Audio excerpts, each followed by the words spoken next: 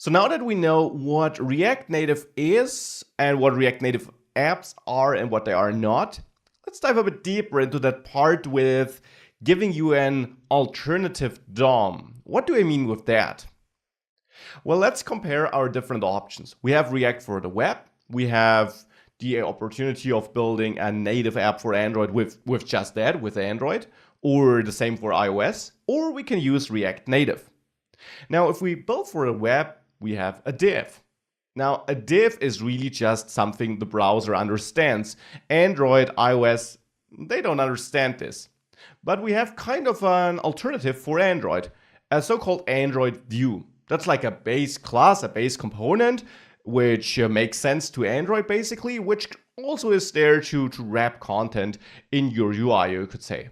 And you don't need to know the details about this, just be aware that for Android, for iOS, we of course also build UIs with components like input boxes or images, and these components simply have names, like Android view.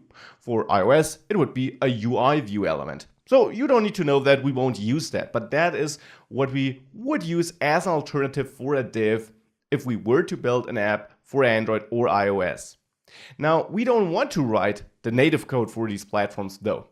And that is where React Native steps in. React Native gives us one component, the so-called view component here, and it, under the hood, knows the translations for Android and iOS. And it will translate this, when everything is compiled at the end, to these counterparts, so that we will use the view in the code we write, but it will be compiled to the two columns in the middle for Android and iOS. And that is the magic React Native does for us.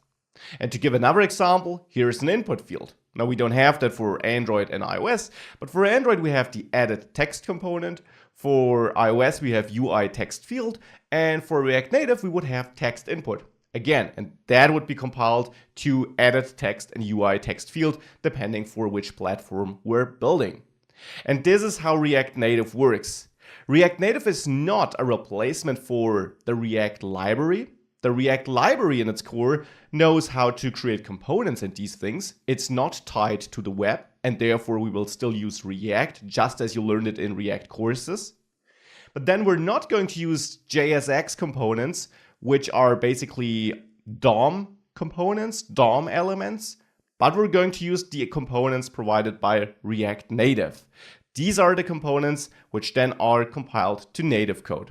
And React Native, as I said, also has a couple of utility functions, but this is how we use React Native and what it in the end is all about.